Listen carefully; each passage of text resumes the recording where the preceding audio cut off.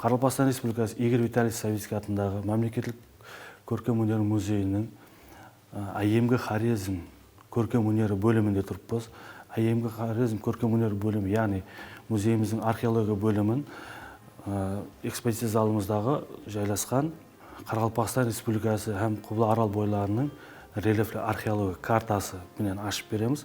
АЕМГ Хорезм көркемөнер бөлімін экспозиция залымыздың орайында жайласқан Қарақалпақстан Республикасының рельефлі археология картасы ашып береді. Бұл картада Қарақалпақстан Республикасы аймағынан табылған ең АЕМГ тас дәуірінен басылап рауажланған орта әсірлерге шекемге болған дәуірлерді өз ішіне алатұғын естеліктердің картасы келтірілген. Ең АЕМГ адамлар Қарақалпақстан Республикасында үстірт платосы, Барса келмес ойпаты атырапындағы Есен һәм Қарақұдық деп аталған естеліктерден табылған. Бұл жерлерде ең дәстепкі аңшылықпен шұғылданған адамлардың мәкан жайлары анықланған. Сондай-ақ үстірт платосында мезолит, энеолит һәм неолит дәуірі естеліктерді археологтар тарапынан анықланған.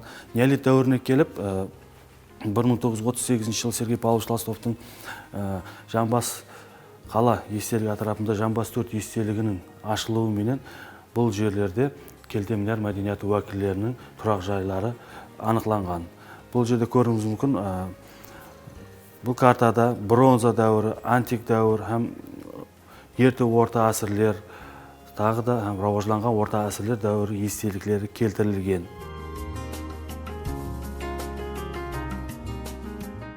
Бұл витринада біздің музейімізде ең АЕМГ экспонатларының бірі болған экспонатты көруіңіз мүмкін, яғни түйенің нұқталы техникада істелінген амфиболит тасына түсірілген суреті.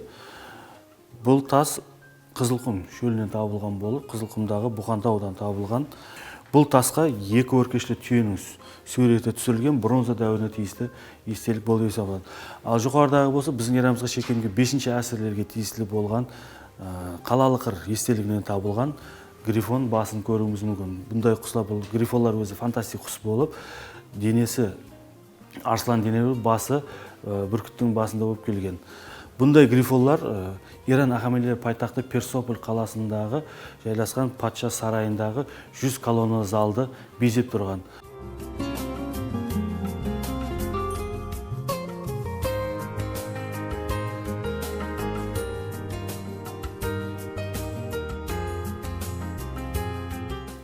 Кейінгі витриналарымызды көріңіз, антик дәуір қалалары болған Қабат қала һәм Қойқырылған қаладан табылған гүлал ыдыстарды көруіңіз мүмкін. Бұл жерде көріп тұрғаныңызда Қабат қала біздің ерамызға шеккен 3-ші әсірлерге тиесілі естелік болып, бұл жерде көріңіз қызыл лайдан істелінген хумды көруіңіз мүмкін. Қабат қала естелігі біздің ерамызға шеккен 4-3-ші әсірлерге тиесілі естелік болып, бұл жерде көріңіз мүмкін орнаментлерді қызыл аңгөппенен безетілген.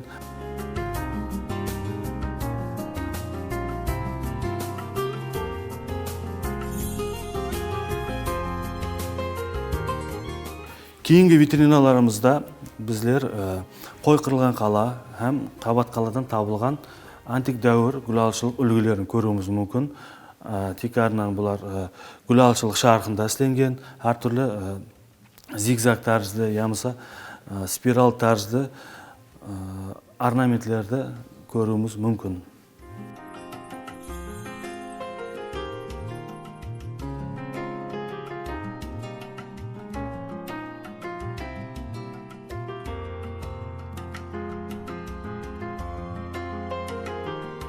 Горизонтал жайласқан бұл витринамызда біздің ерамызға шекемгі 6-5-ші әсірлерге тиесілі болған Базар қала атырапындағы қабірлерден табылған бұйымдар жайғастырған болып, бұлар әртүрлі шиша пастасынан істелінген мойыншақлар, ұршық басы, қолдан істелінген кеса, сондай-ақ бронзадан, темірден істелінген әртүрлі тағыншақлар, һәм сақлардың құйма оқ ұшларын көруіміз мүмкін.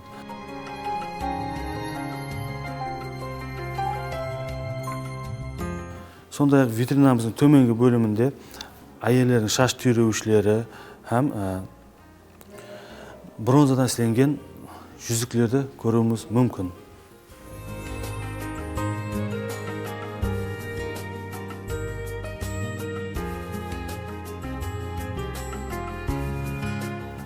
Кейінгі екі витринада біздер топырақ қала естелігінен табылған бұйымдарды көруіміз мүмкін. Бұл витринада әртүрлі гүл-алшылық бұйымдарын көруіміз мүмкін.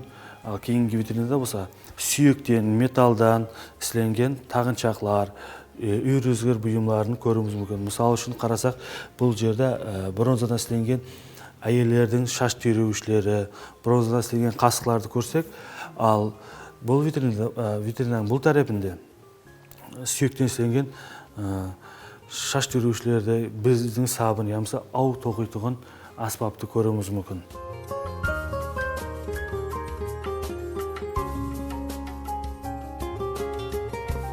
Витринаның төменгі бөлімінде көруіміз мүмкін.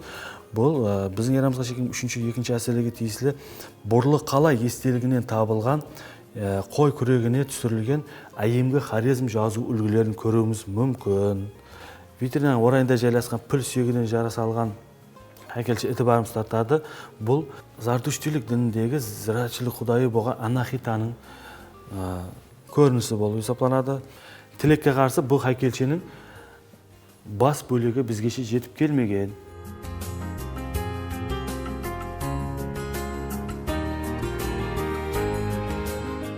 Ал витринаның арқа бөлімінде болса,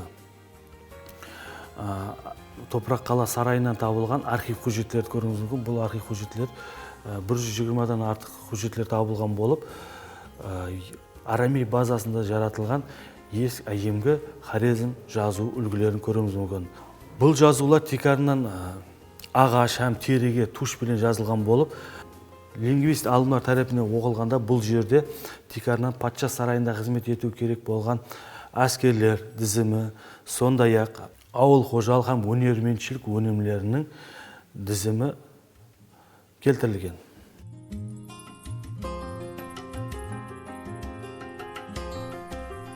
Кейінгі витринамызда бронзадан істелген айна, қасық һәм қазанлар. Бұл саркофагтың ішінен шыққан. Саркофаг 3-ші әсірге тиесілі болып, 1962 жыл Вадим Николаевич Ягодин тарапынан Қожелі районында жайласқан Мыздахан некрополінен қазып алынған. Саркофагтың ұзынлығы 130, бойы 60, ені 75 сантиметр болып, бұл саркофагтың ішінен 18-20 жастар атрапындағы Европоид расасына тиісті әйел адамның сүйек қалдықтары табылған. Сүйек қалдықтары жерлеуден алдын Зардуштилік діні дәстүрлеріне көрі сүйеклері етлерден тазаланған халда көмілген. Сүйеклерменен бірге бұл саркофагтың ішінен 2 дана шиша бұйым, яғни 1 дана күзеші һәм бокал, сондай-ақ алтыннан істелген 3 дана жүзік, 2 дана сырға һәм 1 дана асылма тағыншақ табылған. Бұлардың барлығы қымбат бағалы тасларменен безетілген. Бұндай саркофаглар Құбылы арал бойларында табылмаған, бұл уникал экспонат болып есептелінеді. Қазір күнде бізге Өзбекстанның Құбыласында жайласқан Хайдарабад, Жомалақ Тепе һәм Тәжікстандағы Тупкана некрополилерінде соған ұқсас саркофаглар табылған.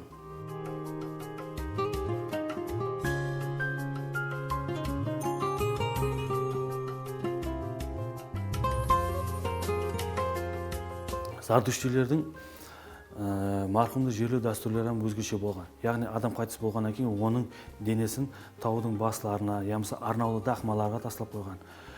Мәйітті әртүрлі хайуандар, құслар, насекомалар жеп бітіргеннен кейін сүйеклер тазаланғаннан кейін ол сүйеклерді жинап алып, арнаулы сүйек сақлағышлар, ассуари деп аталған сүйек сақлағышларға салып қойған.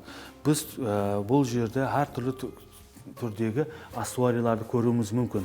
Яғни көруіміз мүмкін міне түйе көрінісіндегі, яғни зооморфлы ассуари, адам көрінісіндегі ассуари, антропоморфный ассуариларды көруіміз мүмкін. Ямаса мавзолей, ямаса отау көрінісіндегі ассуарилерді көруіміз мүмкін.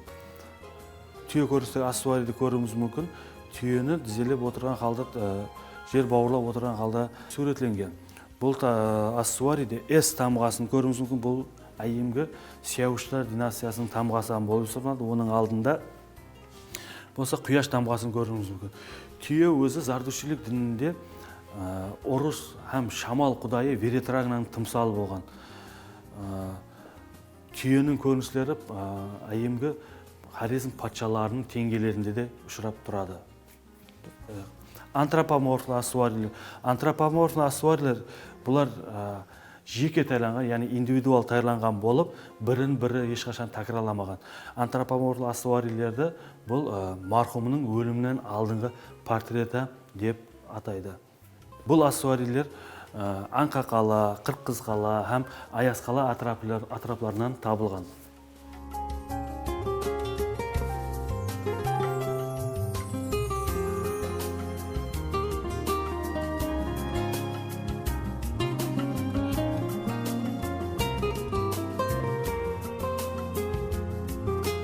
Кейіншілік зооморфлы, антропоморфлы һәм мавзолей, ота көрістегі асуарилерді құтты көрістегі, яшік көрістегі асуарилер сығып шығарады.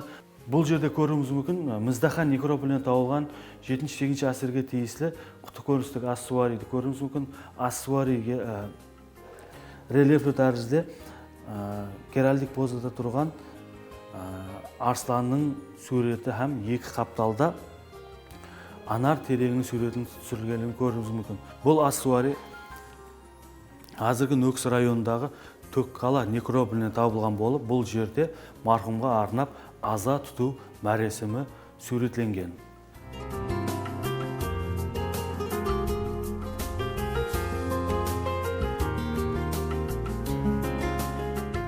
Кейінгі витринамызда эпитафиялы асуарилер жайластырылған болып, бұл асуарилер қазіргі Нөксі районындағы Төкқала некрополінен табылған. Эпитафиялы асуарил тикарына мархумның аты һәм қайтыс болған сәнесі жазылған.